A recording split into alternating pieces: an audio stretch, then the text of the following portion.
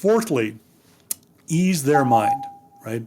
Now you imagine at that point in the meeting where you say, I just want to share my screen to, show you some slides, or you're doing it face to face and you start taking out your laptop to show them some slides. Virtually no one is like, yes, the salesperson's about to pitch me, right? They're sitting there going, oh my God, how long is this going to take? What they're going to show me?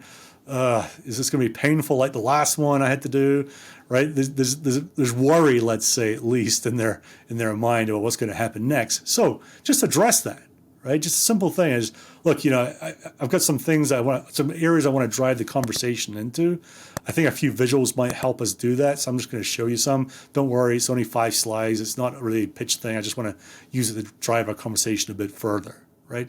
Just something as simple as that is going to ease their mind about what is coming next, and understand that you really want to involve them in the conversation. Now, I think saying, look, I really want to show you some visuals to see if we can drive the conversation a bit further, is a lot more effective than saying what everyone says, which is, I really want to make this interactive, and then pitch at them for 15 minutes, right?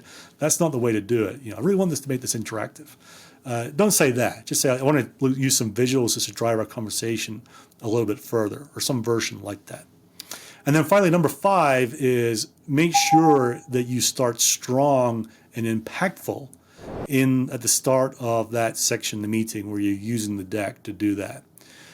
Don't start with, here's our funding, here's the prizes that we've won, here's our exec team's faces, here's our fund, or our VC firm's logos, here's our customer. None of that. Don't start with that, right?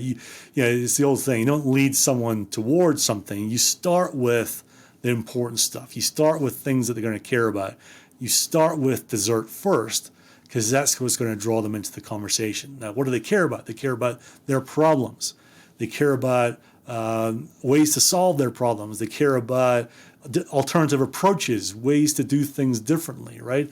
That's where to start off the conversation. To be really effective when you're doing that, don't forget to use emotional words when you're doing it. And quickly, what I mean by that is, rather than just saying, it takes a long time, you could say that, many are frustrated that it takes a long time to do remediation in this area, right? Just simple things like that just elevate the conversation and draw them in. Empathize with the problems that they talked about, maybe in discovery. Empathize when you're going through it, how you can address those challenging problems that they talked about.